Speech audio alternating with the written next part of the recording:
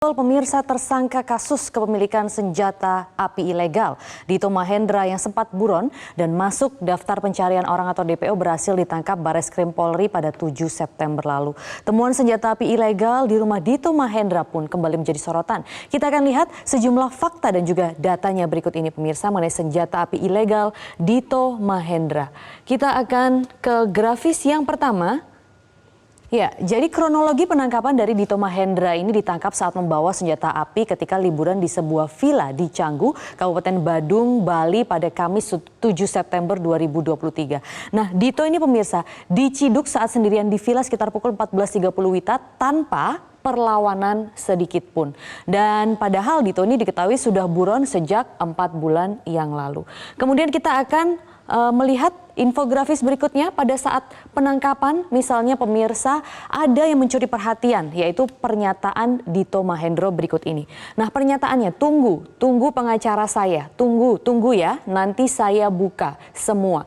Tunggu saja. Kata tunggu ini terkesan seperti mengindikasikan ya bahwa Dito ini akan membongkar kasusnya dan ada keterlibatan pihak lain yang selama ini dibicarakan ya, diduga merupakan backing kuat Dito yang memiliki senjata api ilegal yang tidak biasa ini. Kemudian juga ada pernyataan berikutnya, nanti saya buka semua, tunggu aja. Tunggu nanti faktanya ya, tunggu dan juga tunggu.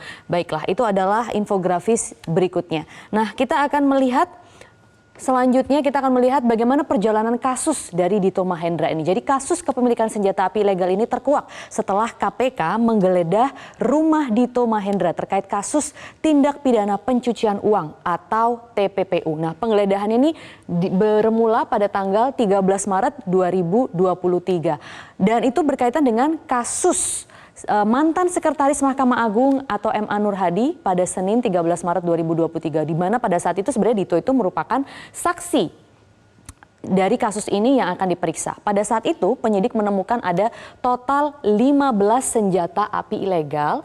Maksud kami 15 senjata api dan 9 diantaranya ini ilegal dari rumah Dito Mahendra. Imbas kepemilikan senjata api ilegal ini, Dito kemudian dipanggil untuk pemeriksaan, namun Dito kerap mangkir dan keberadaannya tidak diketahui orang lain.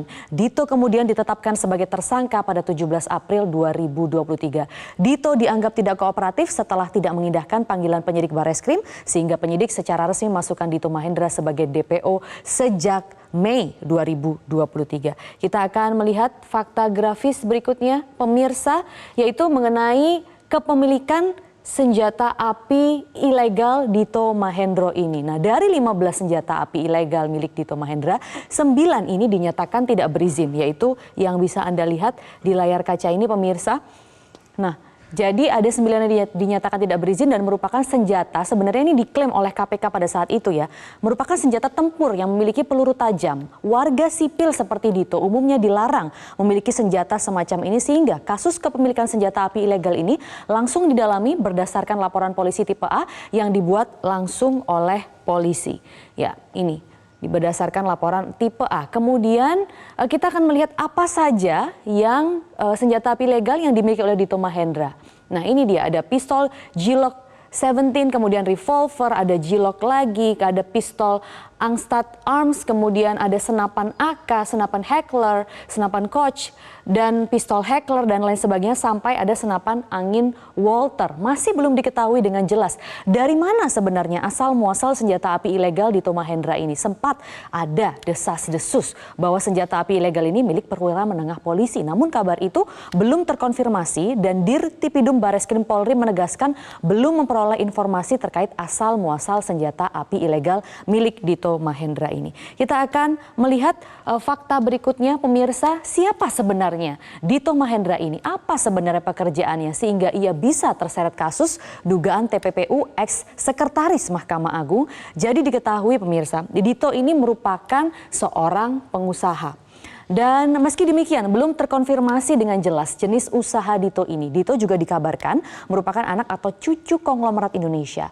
Dan yang kita ketahui juga adalah Dito ini merupakan kekasih dari artis ataupun penyanyi Nindi Ayunda. Dito pertama kali juga menjadi perbincangan kalau waktu itu pada kita ingat pemirsa saat melaporkan Nikita Mirzani pada saat itu terkait kasus pencemaran nama baik akibat story yang diunggah oleh Niki terkait aksi kekerasan yang diduga pernah dilakukan oleh Dito. Niki saat itu sempat ditetapkan sebagai tersangka dan mendekam di Polrestabes Serang, namun akhirnya bebas di persidangan karena saksi pelapor alias Dito Mahendra ini tidak pernah datang ke persidangan. Nah, kita akan lihat bagaimana ancaman bukti dari kepemilikan senjata api ilegal ini, pemirsa.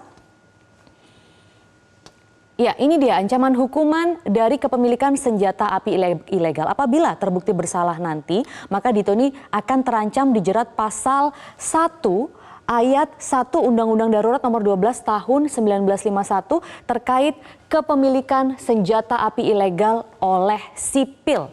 Dan ini nanti dengan ancaman hukumannya adalah hukuman mati, pemirsa, atau hukuman penjara seumur hidup, atau hukuman penjara sementara setinggi-tingginya 20 tahun. Bareskrim Polri juga meyakini sebenarnya ada pihak-pihak yang sebelumnya mencoba menyembunyikan keberadaan dari Dito Mahendra, dan keyakinan itu didapat setelah pihak kepolisian menggeledah rumah dan memeriksa 5 pembantu dan juga kekasihnya yaitu Nindi Ayunda. Sampai saat ini pemirsa, publik masih menunggu kelanjutan dari kasus kepemilikan senjata api ilegal ini. Kita akan nantikan update selanjutnya. Untuk sementara pemirsa, itulah tadi data dan fakta mengenai senjata api ilegal Dito Mahendra.